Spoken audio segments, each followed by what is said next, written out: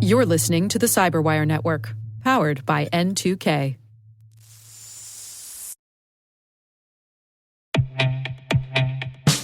Around every entry point and every clever attacker, Vectra sees the attacks others can't. How? Vectra has AI on it. Vectra's AI attack signal intelligence tells security teams where to focus, what matters. It wades through thousands of individual threat events so you don't have to. Attackers infiltrating your network? Vectra has AI on it. Attackers compromising your identities? Vectra has AI on it. Vectra AI, the integrated signal powering your XDR. Visit vectra.ai/showme to learn more. That's vectra.ai/showme to learn more.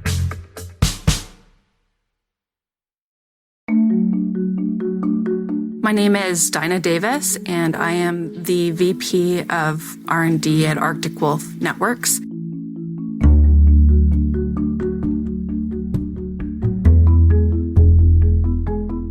In high school, I just really liked math a lot. I really enjoyed it. I took all the advanced level courses, and I didn't really know what to do with that. So I went to the career counselor at my school, and I said, I'm really good at math. I really like it. I don't know what to do. And he said, well, you should be a math teacher. And 17-year-old self was pretty naive and thought, okay, I guess that's what I should do. So I went off to university to become a math teacher. And at that point, I was like, well, now I really don't know what I'm going to do. I'm just getting a math degree here.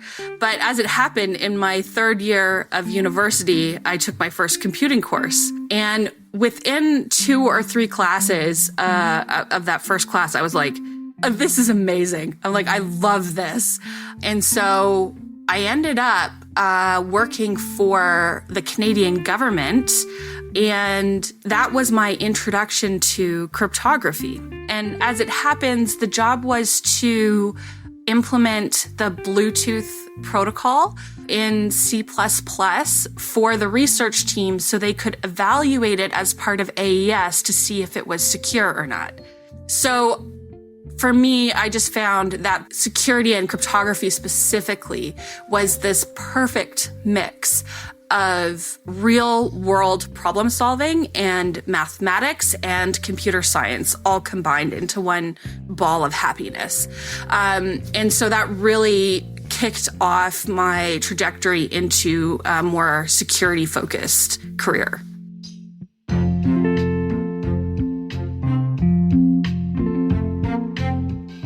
I went back to university to finish my last year.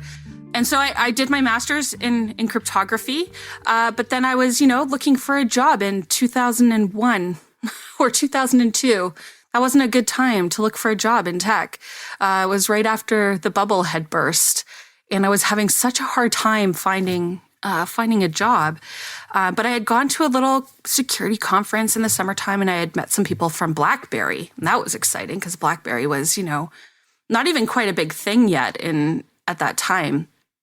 So for the next 8 years, I worked on the bleeding edge of mobile security at BlackBerry on the security team. And it was amazing. It was an amazing ride. I am so glad I got to do that.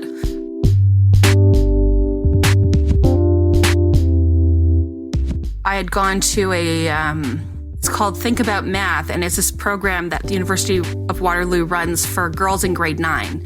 And they bring them in and they have them meet all these women who have graduated with math degrees, and we talk to them about, what we actually do as a job to show them what kind of careers they could have. And while I was there, I met a lady named Kim Tremblay, and her title was VP of R&D. And right before the event kind of started, I ran up to her and I said, Kim, I want to talk to you after this. Don't leave, okay? Because I want to do what you do someday. So I would really like to talk to you about how you got there. And as it turned out, like maybe 2 or 3 weeks later, we had a lunch and she convinced me to come work for her, where I then got to run the whole R&D team for her. And I am now the VP of R&D at Arctic Wolf. So it was amazing, right? Had I not had that meeting, who knows where I would be, probably still doing something interesting. But it's all about, getting out there and not being shy to talk to people, right? And building your network. It's also why I do everything I can to connect people as much as I can, because I know how valuable it was for me in my career, that I just, giving people the intro. You don't have to do a lot for them. You just have to give them the intro to the next spot, and then they can do what they can do, right?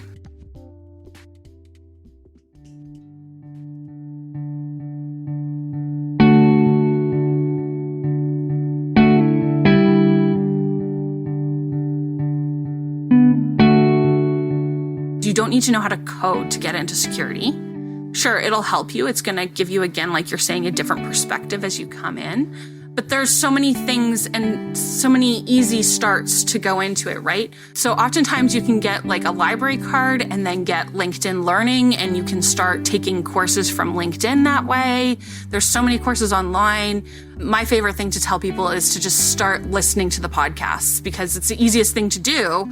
And it starts to immerse yourself in that world, and you'll start to see, which stories that come out on these podcasts you get most interested in, right? Which might point you to the direction of where in cybersecurity you want to go. So I think there's a lot of entry-level positions that people can come into, and we have such a deficit in, having enough talent to fill all these roles. I think it's an amazing opportunity. Imposter syndrome is just that, a syndrome. And, I would often feel like I wasn't quite good enough because I had 2 math degrees and not a computer science degree, right? That I didn't know computer science as well as everyone else that I was working with. But I just brought that different perspective. I knew how to code, but I also had all this great, rich experience in cybersecurity that many of my coworkers didn't have at the time. So I think it's really just believing in yourself and going for it, right? Go for what you believe in.